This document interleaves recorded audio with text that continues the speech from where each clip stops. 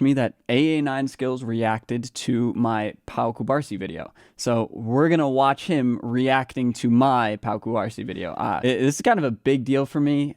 You can see it right here. I got a DM from someone who works with him months ago asking if he could react to one of my videos, and he never did, but here it is. And this is like a big step for me. I used to watch AA9 Skills all the time, and I still watch him every once in a while, but he is one of the guys who got me into FIFA, which is one of the reasons that I'm into football and soccer and Barcelona at all. I don't even know what to feel. I don't really know what to expect. I haven't watched his reaction videos like this ever, realistically, or in a very long time. So this is going to be new for me, and I hope this is interesting to you guys. I might get a little emotional here, but I'll try not to. But this is kind of sick for me.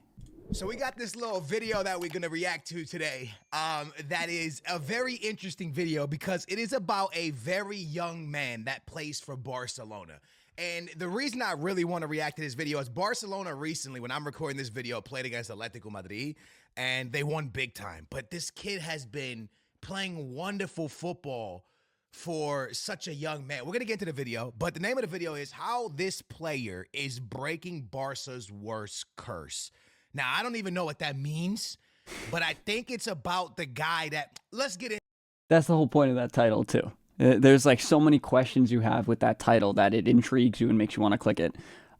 It's a little bit clickbaity, but I mean, it's a good video. It tells you a story. You learn a lot about Barcelona, but it's proven to work. It's basically the exact same title that worked for the Fermin video, and now this Kubarsi video is probably going to overtake that video. And so those are two by far my most successful videos. So if you guys are looking to make YouTube videos, feel free to copy those titles. However, this curse may soon be lifted, all thanks to a so dramatic, man. So dramatic. But before we learn about him, we have to go back to the beginning. Here we go. This team is considered by most to be the best club football team of all time. And when you think of that side, you probably remember the incredible connection of Iniesta, Xavi, and a young Busquets. Or the no way.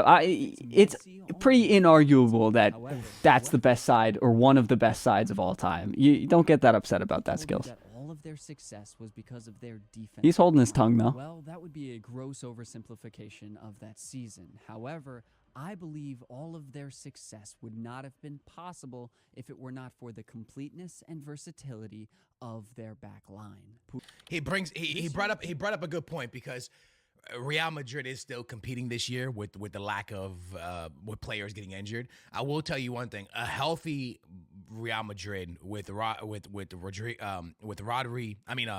Rudiger, Eder Militao, David Alaba, Nacho, Tchouameni can go back there.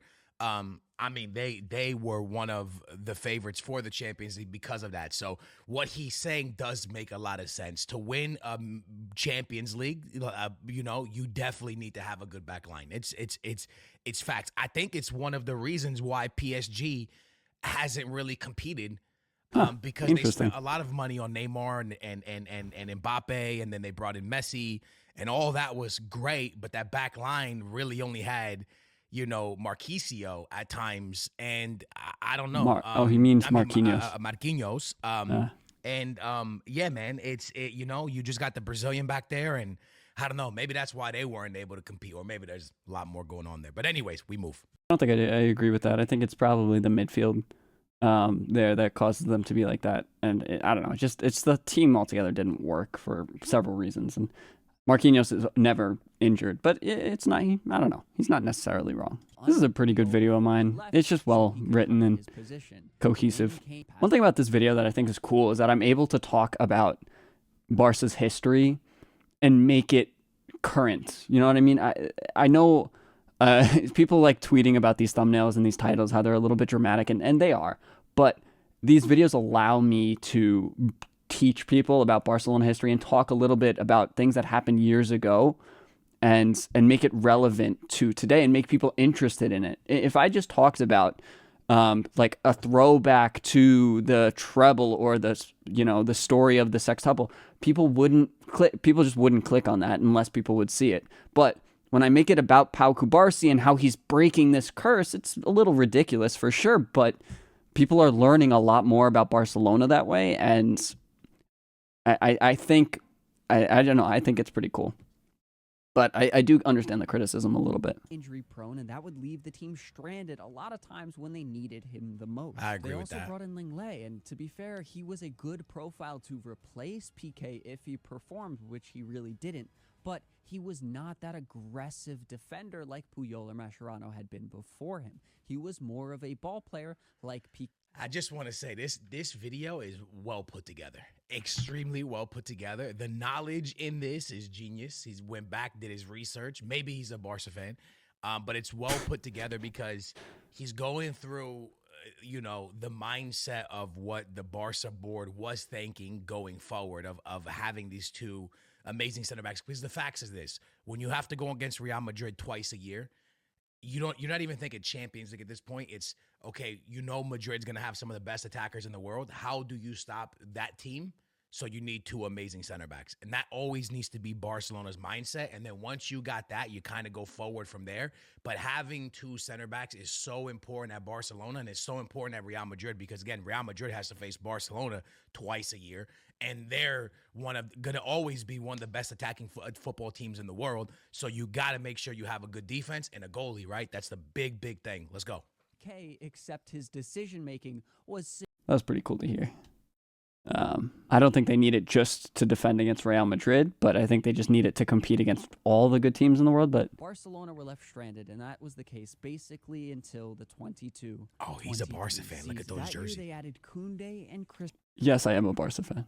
Christensen, and with the two aforementioned defenders, well, they were now cooking a bit, or at least they probably thought they were. I feel like the camera's a little too close to my face. Final chance to qualify with Eric Garcia Yeah, it was and bad. PK starting. Not It was only was bad. Eric Garcia not at all a profile needed in this game, as he is only good on the ball, and that's about all he's good at, but PK was clearly not having his best night either. No matter the That picture of PK with his hands out with Barella behind him haunts my dreams.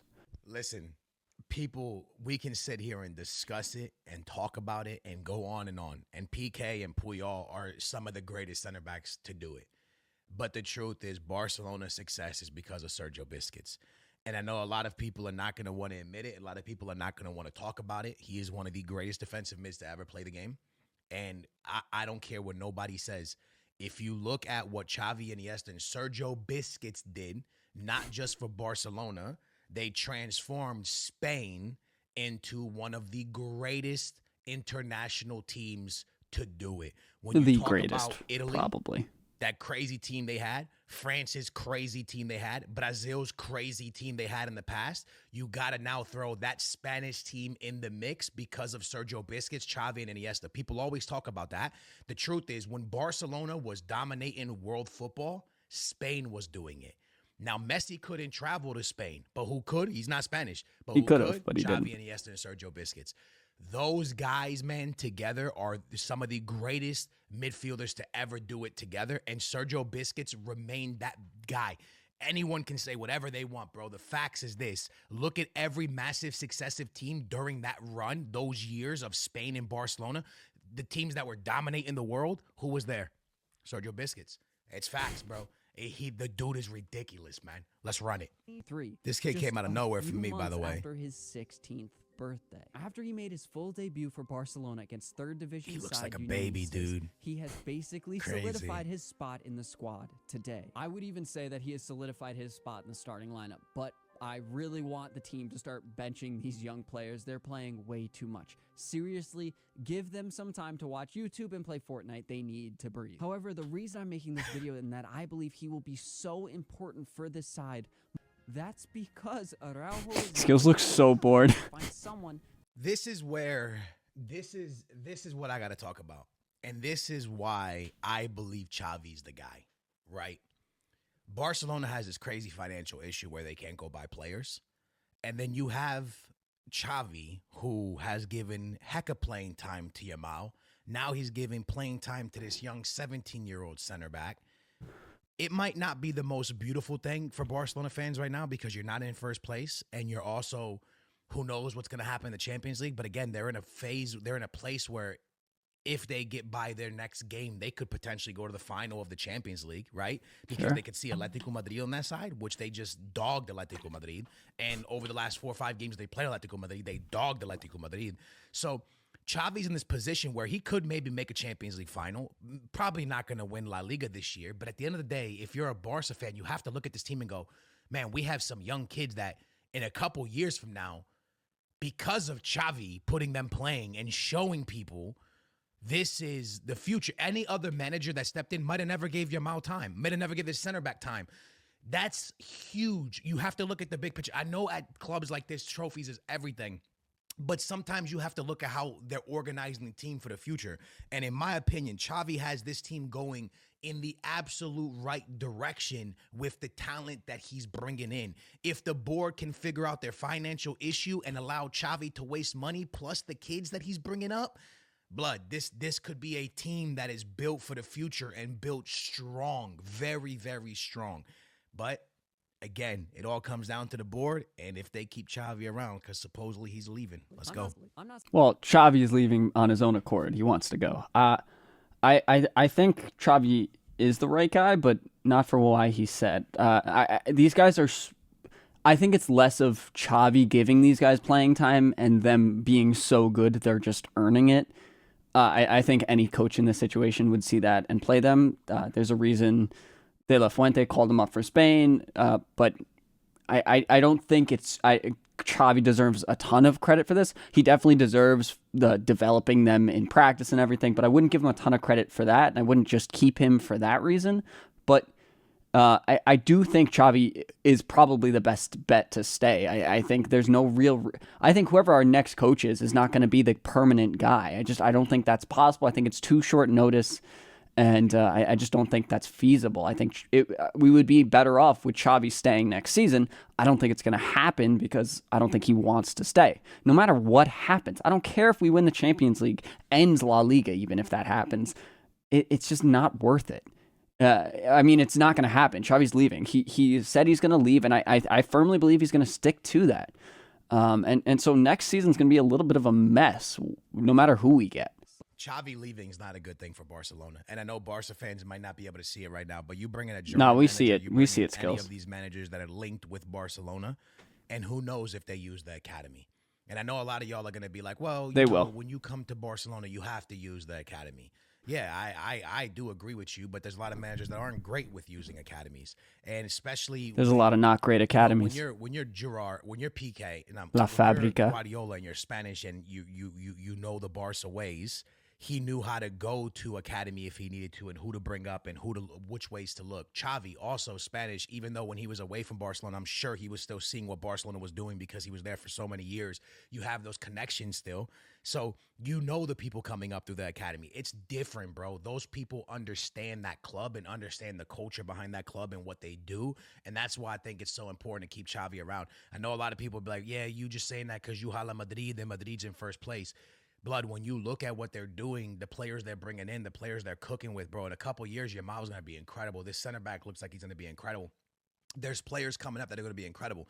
You need a manager that still uses that academy. Sure. It's not just about winning and winning Barca's way. It's also bringing players up through that academy because that's the Barca way. So we'll see how the future goes, but I am excited for this kid. He's been playing really, really, really well. And I think Barca have a bright future, man. I really do. It's fun watching all the young kids they have playing, man. Anyways, I hope you guys enjoyed it. Thank you all for watching. Nice little reaction. I will catch you guys in the next one. Pull your man. That's pretty cool. AA9 Skills reacts to my video. Pretty good.